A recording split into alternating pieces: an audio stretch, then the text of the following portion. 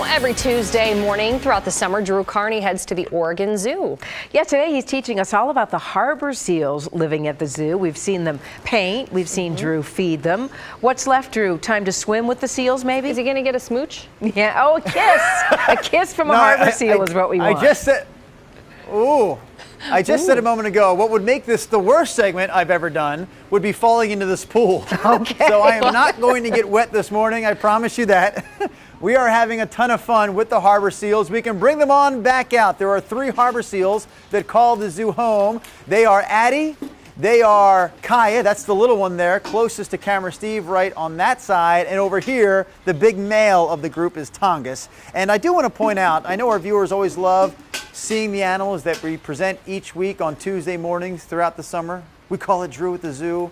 But we, that is camera Steve and myself, also get to really know, get to hang out with, and have earned a great deal of respect for the zookeepers that work here at the zoo. And this is National Zookeeper Week. So congratulations, Miss Jen, and congratulations, Miss Nicole, on celebrating National Zookeeper Week. I'm going to come down here with you and Tongass.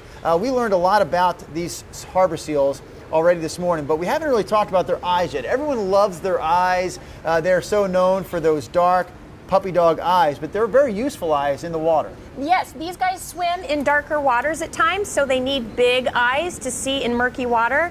And if you notice, they also have vibrissae, or whiskers, above their eyes and on either side of their nostrils, so that will help them navigate along with those eyes as well to find fish. They can actually hunt for fish in the dark. Another thing I've noticed, and I hope the harbor seals don't take, pardon me, I'm still talking. One of the things I've noticed, the harbor seals, when they're on land, they look often like big slugs, but yet they get around pretty well. They get around even better in the water, and I'm thinking, how do they do that? They've got those short little flippers. How do they move so well in the water? So on deck, he'll use his front flippers to kind of maneuver, as you can see, but in the rear flippers are pretty useless. But in the water, those rear flippers do all the propelling action. So if you watch them underwater, their front flippers tuck in to keep them very streamlined. Their back flippers are doing all of the motion. And when they're on land, they're using their front flippers. And if you look at the front flippers, they've got nails or claws, which a lot of people don't realize. And see your flipper. I was standing here all morning, I never even noticed that. They're pretty long, and they use those for scratching itches.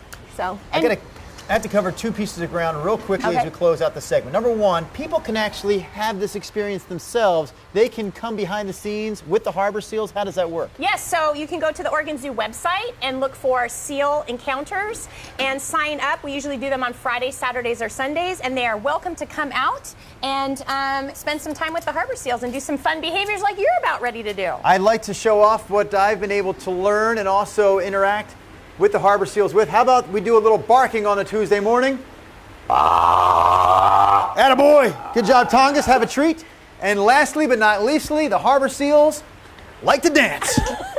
Yeah, we're dancing, we're shaking, we're moving, and we're grooving, and we're giving you another little treat there, Tongass. Good work this morning, my friend. Tongass, Addie, Kaya, the harbor seals that call the Oregon Zoo home, guys. Back to you. Such characters. But no kiss. kiss. Okay. No kiss for Drew. Hey, Drew, how fast do they move in the water, Mr. Carney? How fast in the water? Another great question from our meteorologist, Rod Hill. He wants to know, Nicole, how fast do they move in the water? Ooh, how fast can they swim? I don't know the exact miles per hour, but they are very fast, and they have to be able to get away from predators like whales and sharks, so pretty fast. I think the answer then is fast enough, Rod. Yeah. They move fast enough. And he didn't acknowledge our question about Rod. getting a kiss. No. Yes? Yes. I have a question for you. Yes. How quickly can you run through this next weather forecast as Celeste, our producer, is already in my ear saying we're out of time? Well, quickly, It's sir. going to be nice. Guys, you ate up my time. Ask